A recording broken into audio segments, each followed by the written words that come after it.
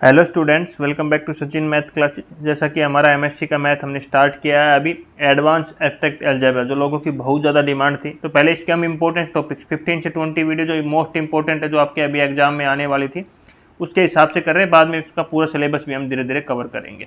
ठीक है, आपको नोट्स का पीडीएफ चाहिए तो नीचे एक टेलीग्राम चैनल दिया हुआ है और एक व्हाट्सएप ग्रुप दिया हुआ है, दोनों पे आपका नोट्स अवेलेबल है। ठीक है, जाके आप ले सकते हो। और एमएससी के मैंने अभी तक अप्रोक्सीमेट 12 से 15 मैथ कंप्लीट करा दिया है यूट्यूब पे, आप जाके वो भी देख सकते हो। सभी का लिंक नीचे डिस्क्रिप्शन में दिया हुआ। तो आज की थ्योरम हमारी क्या है बेटा? Prove that invariants of a nilpotent transformation are unique. ये हमारी आज की थ्योरम है बेटा, जो कि बहुत ही इंपॉर्टेंट है 8 मार्क्स के लिए आपके एग्जाम में।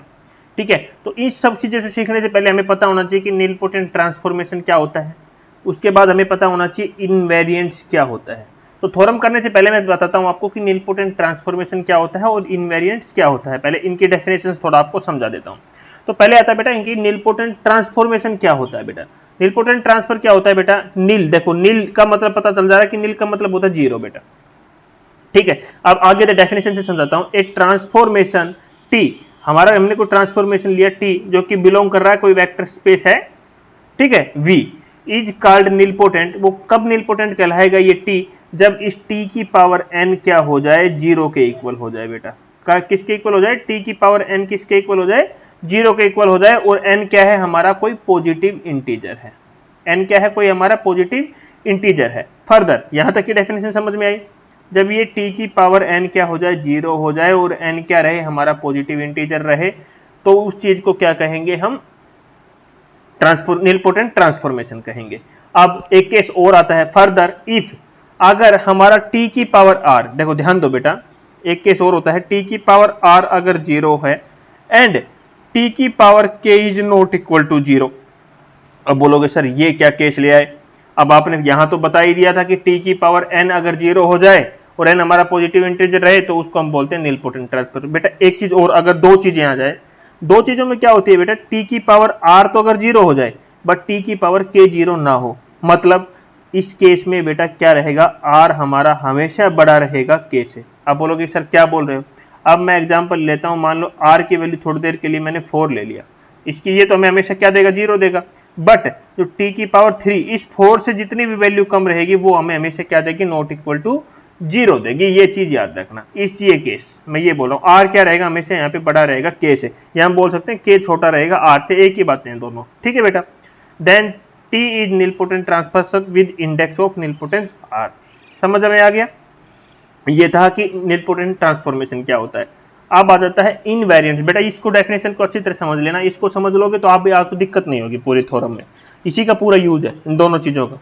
वही सेम हमने एक ट्रांसफॉर्मेशन टी उठाया किसी वेक्टर स्पेस वी से, is nilpotent transformation with index of nilpotence n1।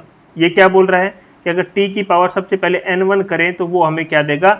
Zero देगा, n1। देखो वही सेम मैंने अभी बताया आपको, डेफिनेशन पीछे निलपोटेंट ट्रांसफॉर्मेशन वाली दे दी कि सबसे पहले अगर n1 देगा हमें, वो क्या देगा? हमें निलपोटेंट ट्रांसफॉर्मेशन जीरो देगा।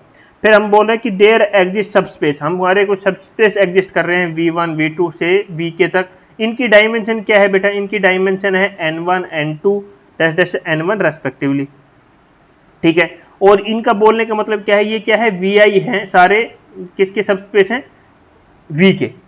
vi is invariance under t such that, अब इन v जो है v1 v2 vk जिनकी डायमेंशन है n1 n2 nk तक, अगर इनका डायरेक्ट सम करें v is equal to v1, ये डायरेक्ट सम है बेटा, v2 vk तक, तो जो इनकी डायमेंशन है, जो डायमेंशन n1 n2 मैंने पहले ही बताया था, n1 सबसे बड़ा होगा बेटा, उसके बाद n2, उसके बाद n3 nr तक जाएगा, क्योंकि मैंने अभी तो बताया सबसे बड़ा n1 रहेगा, उसके बाद तो जितने भी आएंगे सारे छोटे रहेंगे उससे। n1 हमें जीरो दे रहा है ना बेटा, इसलिए मैंने यहाँ पे ये आपको समझाया था कि जो ये है r और k, r सबसे बड़ा रहेगा, उसके बाद सारे छोटे रहेंगे, उससे छोटे आते चले जाएंगे। ठीक है, तो n1 तो हो जाएगा n1 n2 n1 n2 n ये आ जाएगा। एंड अगर इसका डायमेंशन ऑफ v करें, अगर इसका हम क्या निकालें? इसके सबस्पेस जो ये है डायमेंशन है n1 n2, तो डायमेंशन ऑफ v क्या आ जाएगा? n1 plus n2 dash dash dash nk तक चला जाएगा। ठीक है, और जो ये n1 n2 dash dash dash nk, यही तो क्या कहलाते हैं? इनवेरिएंट्स ऑफ टी कहलाते हैं। एक बार दोबारा बताता हूं बेटा आपको, यहाँ से थोड़ा सा आप दिमाग लगाना, यहाँ पे ज्यादा कुछ नहीं है। देखो हमें सबसे पहले यह दे रहा टी की पावर n1 को क्या 0 देगा हमें, ठीक है। उसके बाद हमने हमारे एग्जिस्ट कर रहे हैं सब स्पेस के कौन कौन से v1 v2 dash dash dash vr, इसकी डायमेंशन n1 है, इसकी डायमेंशन n2 है और लास्ट वाले की vnr है, ठीक है। इसके बाद यहाँ पे ध्यान देना, अगर इसका हम डायरेक्ट सम करें, इसका डायरेक्ट सम करें तो v किसके इक्वल हो जाएगा, v1 direct sum v2 direct sum dash dash dash vr तक इसका डायरेक्ट सम हो गया। अगर फिर ये मैंने बताया था ये चीजें तो अभी थोड़ी देर पहले मैंने आपको समझाई थी, n1 ग्रेटर होगा n2 से n2 ग्रेटर होगा n3 से n3 ग्रेटर होगा n4 तक और nk तक चला जाएगा। अगर फिर मैं निकालू डायमेंशन ऑफ v तो वो किसके इक्वल होगी बेटा, जो ये इसकी डायमेंशन है ना तो मैंने लिया है n1, इसके इक्वल हो जाएगा n1 plus n2 plus n3 dash dash dash nr, ठीक है। n1 n2 क्या है हमारे यहाँ पे मैंने पहले बताया था इंटीजर्स हैं, इन्हीं को तो बोलते हैं इनवेरिएंट्स। अब यही डेफिनेशन पूरी में आगे लगा देता हूँ, देखो कैसे। यहाँ पे हमें क्या प्रूव करना है बेटा, यूनिक। यहाँ क्या प्रूव करना है, यूनिक। अब यूनिक हम यहाँ के लेते हैं कि हम मान लेते हैं कि यूनिक नहीं है थोड़ी देर के लिए। अब यूनिक नहीं लेके चलेंगे तो लास्ट में हम क्या दिखा देंगे, कॉन्ट्राडिक्शन दिखा देंगे, कॉन्ट्राडिक्शन दिखा देंगे तो हमारे थ्योरम प्रूव हो जाएगी।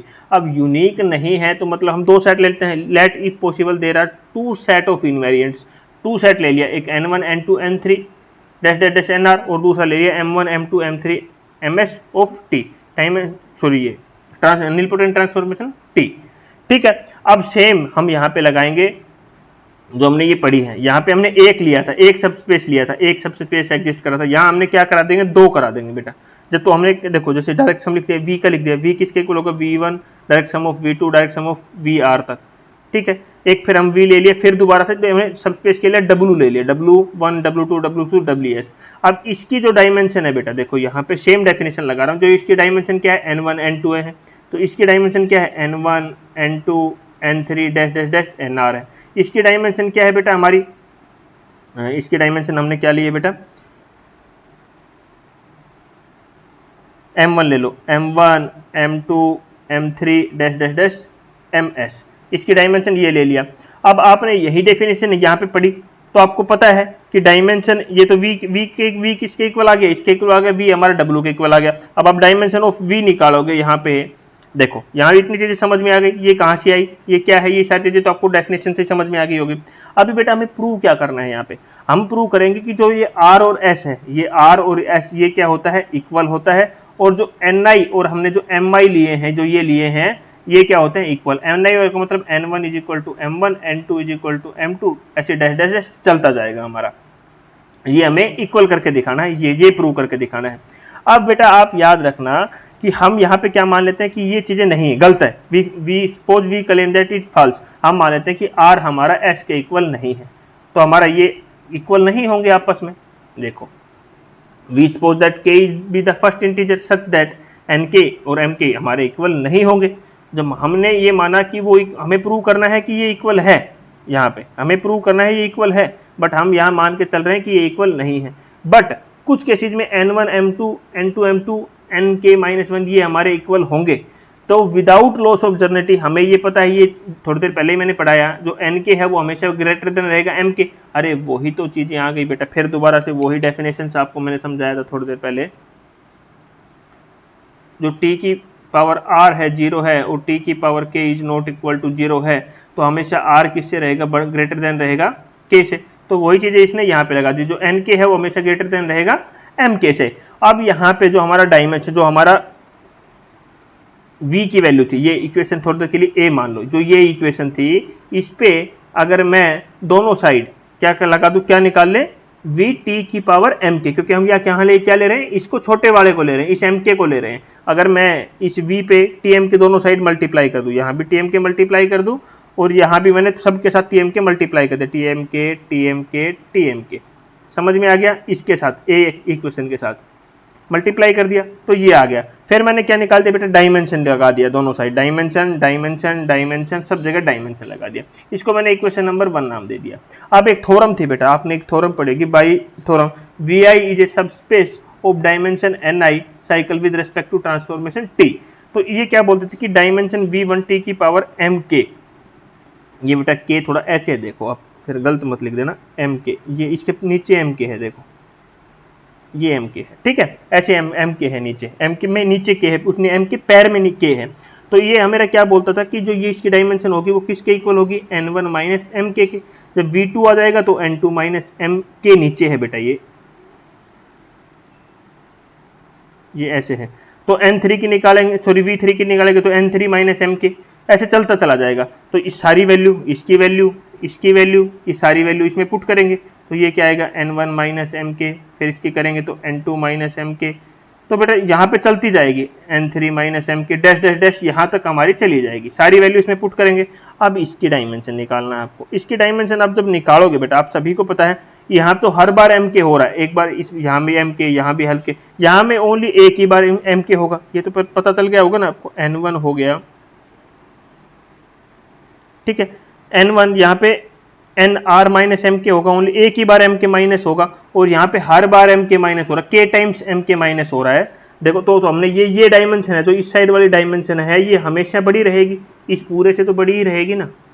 ये सारी वैल्यू मैंने यहाँ पे पुट कर दिया बेटा, पुट किया तो ये वैल्यू हमेशा बड़ी रहेगी, तो इसलिए मैंने किसका साइन लगा दिया यहाँ पे, ग्रेटर, क्योंकि यहाँ पे एम के टाइम्स मल्टीप्लाई हो रहा है और यहाँ एम के एक ही बार माइनस हो रहा है, तो ये संख्या हमेशा बड़ी रहेगी बेटा, ठीक है। अरे 100 में से एक बार 1 माइनस कर दो, और एक बार यहाँ पे 100 में से 1 माइनस, फिर 100 में से 1 माइनस, अरे तो छोटा बड़ा कौन सा होगा, हमेशा यही तो बड़ा होगा बेटा हमारा, तो मैंने वही पे यहाँ पे लगाया है। अब सिमिलरली हमने यहाँ पे v के ऊपर डायमेंशन लगाया था, जो फर्स्ट इक्वेशन था a पे। अब सेम चीज मैं b पे लगाऊं, यहाँ पे w वाली पे लगाऊं, तो सेम चीजें आएंगी हमारी। देखो सिमिलरली अब मैंने w वाली पे लगा दिया सेम चीजें सारी, ठीक है। यहाँ पे हमने एक और, यहाँ पे क्वेश्चन नंबर 3 नाम दे दिया। अब यहाँ पे तो फिर दोबारा से हमने एक डायमेंशन ली, जो mj है वो हमारा लेस देन रहेगा, इक्वल टू रहेगा mk के, और j हमारा हमेशा ग्रेटर देन रहेगा k से, याद रखना। फिर हमारा क्या है कि wj t की पावर mk फिर नीचे पैरों में ही है बेटा, इसका ये हमारा क्या होगा, 0 होगा, subspace then dimension of w t की पावर mk नीचे पैरों में है, ये होगा हमारा 0। अब यहाँ पे देखो फिर दोबारा से यही थ्योरम लगेगी हमारी पूरी, यही वैल्यू फिर दोबारा से। अब यहाँ n1 था, अब क्या आ जाएगा m1 m2 आ जाएगा, तो सेम यही m1 m2 ये आ जाएगा, ये लास्ट यहाँ तक चला जाएगा। अब यहाँ पे किसका साइन आएगा बेटा, ग्रेटर देन इक्वल टू का साइन आएगा। अब बोलोगे सर ये ग्रेटर देन इक्वल टू का साइन, भाई ग्रेटर का तो समझ में आ गया, के वाली रामायण हो गई, और इक्वल टू का साइन हमने इसलिए लिया कि हमने यहाँ पे ये लिया है, इसलिए हमारा इक्वल टू का साइन आ गया। ये यहाँ तक समझ में आया, इसको इक्वेशन नंबर 4 नाम दे। अरे कुछ नहीं किया, ये चीज आप थोड़ा याद रख लेना, कुछ नहीं है, इसी डिब्बे वाली चीजें ये याद रखना। बाकी इस इक्वेशन में सेम जो पीछे हमने काम किया, ये थ्योरम जो यूज की है, यहाँ हमारा n1 था, अभी हमारा क्या है m1 है, वो हमने यूटिलाइजेशन कर लिया और इसमें वैल्यू पुट कर दिया। अभी हम सबको पता था n1 हमारा किसके इक्वल है, m1 के, n2 किसके इक्वल है, m2 के, और nk माइनस किसके इक्वल है, mk माइनस 1 से। अब इस इक्वेशन में पुट कर दो, m1 की जगह क्या पुट कर दो, n1 कर दो, कर दिया n1, ये पुट कर दिया वैल्यू। अभी थोड़ी देर पहले आपने बोला था कि ये इक्वेशन क्या है, देखो यहाँ पे थोड़ा रफ करता हूँ। अब थ्योरम का एंड हो गया बेटा। अब आप थोड़ी देर पहले बोला था कि ये क्या है, ग्रेटर है, और यहाँ पे आपका क्या आ रहा है, इक्वल आ रहा है, क्योंकि ये वैल्यू इक्वल है, ये यहाँ पे किसका साइन आ रहा है, इक्वल आ रहा है। तो बोल सकते हो कि इक्वेशन 2 इज कॉन्ट्राडिक्शन। भाई यहाँ ग्रेटर बोल रहे थे और यहाँ क्या बोल रहे, इक्वल आ गया। भाई इक्वल तो मैंने इसलिए पुट किया, इक्वल तो मैंने इसलिए पुट किया बेटा क्योंकि ये हमारी वैल्यूज इक्वल है, तो हमने इसलिए यहाँ पे इक्वल टू का साइन लेके आ गए, और ये n1 n2 ये भर दिया। अरे यहाँ तो ग्रेटर था और यहाँ हमारा साइन आ रहा है इक्वल का, तो हम बोल सकते हैं कि इक्वेशन 2 इज कॉन्ट्राडिक्शन। अरे हमें कॉन्ट्राडिक्शन तो प्रूव करना था, ये इक्वेशन 2 का contradiction, hence ni is equal to mi। अरे कैसे, अभी फिर दोबारा से मैं आपको समझाता हूँ। एक तो इक्वल टू का पहले आप बोले ग्रेटर है, फिर दोबारा बोले इक्वल, अरे दोनों चीजें कैसे पॉसिबल हो सकती है, मतलब गलत है। अगर हमने शुरू में तो यही तो लेके चले थे कि यूनिक नहीं है, देखो यहां से हम यही तो चीजें लेके चले थे कि वो यूनिक, हमें अलग लेके चले थे कि 2 सेट है, हमें तो क्लेम करना था ये फाल्स है, हमारा तो ट्रू फाल्स प्रूव कर, फाल्स क्या ट्रू आ गया हमारा, तो कि ये चीज भाई गलत है, तो हमारा ये क्या हो गया। अब ये हमने सेम दोबारा दोस्तों हमने थोड़ी देर पहले आपको पढ़ाई थी, n1 plus n2 plus n3 plus dash dash dash nr किसके इक्वल होते हैं, डायमेंशन ऑफ v के, और दूसरी ये वाली भी जो m1 m2 तो लिया था, m3 dash dash dash ms ये भी क्या होगा, डायमेंशन ऑफ v, और r और s हमारा क्या होगा, इक्वल होगा। अब ये बोलोगे सर कहां से आ गई, अरे गधों देखो ये डेफिनेशन पढ़ाई थी थोड़ी देर पहले, dimension of v invariance of t, ये सब यही तो चीजें समझाई थी। ये जो आपको इनवेरिएंस ऑफ टी क्या होता है, ये इसीलिए मैंने ये थ्योरम में इसलिए इन दोनों को साथ लेके आया कि आपको थोड़ा बेटर समझ में आए बेटा। थोड़ा सा आप दिमाग लगाओगे ना, थोड़ा सा आप थ्योरम को 2 बार पढ़ोगे ना, आपको वीडियो इजीली समझ में आ जाएगा। कुछ नहीं है थ्योरम में, बिल्कुल इजी थ्योरम है, बस आपको ये थ्योरम अच्छी तरह करना है। बहुत ही इंपॉर्टेंट थ्योरम है। नेक्स्ट लेक्चर में नेक्स्ट थ्योरम के साथ मिलेंगे, कुछ इंपॉर्टेंट चीजें बता देता हूँ अभी आपको। एक बहुत ही इंपॉर्टेंट चीज मैं आप लोगों के लिए लेके आया हूँ। ये सभी को पता है, हमारे पास एमएससी के कितने मैथ मैंने अभी तक पढ़ा दिया, सबको पता है। मैकेनिक्स मैथ पढ़ाया, कैलकुलस ऑफ वेरिएशन पढ़ाया, पार्शियली डिफरेंशियल इक्वेशन पढ़ाया, उसके बाद फ्लूइड मैकेनिक्स एंड सेम्शियोलॉजी मैथ जो कि आपको यहाँ पे दिख रहा है, फिर मैकेनिक्स ऑफ सॉलिड मैंने पढ़ाया, ऑर्डिनरी डिफरेंशियल पढ़ाया, कॉम्प्लेक्स एनालिसिस पढ़ाया, discrete mathematics in integral equation and boundary value problem, और अभी हमारा क्या चल रहा है, एडवांस एब्स्ट्रैक्ट अलजेब्रा हमारा यहाँ पे रनिंग है। तो बेटा ये सारे मैथ मेरे YouTube channel Sachin math classes, जो कि आपको यहाँ पे लोगो भी मैंने दिखा रखा है, यहाँ पे जाके आप चैनल को सब्सक्राइब कर लीजिए, आपको सारी चीजें मिलेगी। और हाँ, यहाँ पे आपको वीडियो चाहिए सारी, तो ये सारी चैनल के ऊपर दिखा ना, इसकी मैंने मैकेनिक्स की 15 video, calculus of 19, partial difference की 15 वीडियो, मैकेनिक्स ऑफ सॉलिड की 45 वीडियो, मैकेनिक्स की 33 वीडियो, डिस्क्रीट की 54, इंटीग्रल इक्वेशन की 34, कॉम्प्लेक्स की 23, ऑर्डिनरी 22, इस प्रकार से जितनी वीडियो इसमें जो जो आपके सिलेबस मेरे पास सेंड करते जाता है वो वीडियो मैं इस पे बना के डालता रहता हूँ, प्लेलिस्ट में ऐड करता रहता हूँ। और ये सारी प्लेलिस्ट आपको वीडियो के नीचे डिस्क्रिप्शन में भी मिलेगी। ये सारी है ना, सारियों की जो वीडियो है ना, ये नीचे मिल जाएगी। और आपको एक व्हाट्सएप, ये तो आप नोट्स लेना है तो इस पर भी कॉन्टैक्ट कर सकते हो, ओनली व्हाट्सएप, इस पर कॉलिंग फैसिलिटी अवेलेबल नहीं है, ओनली व्हाट्सएप है ये नोट्स के लिए बेटा। तो आप जाके यहाँ भी कॉन्टैक्ट कर सकते हो, और ये सारी प्लेलिस्ट आपको नीचे डिस्क्रिप्शन में मिल जाएगी, जाके ले सकते हो। चैनल को सब्सक्राइब जरूर कर लेना बेटा, क्योंकि आपको सारे वीडियो, ऑडियो सब कुछ यहाँ से आपको मिलता रहेगा बेटा। ठीक है, थैंक यू।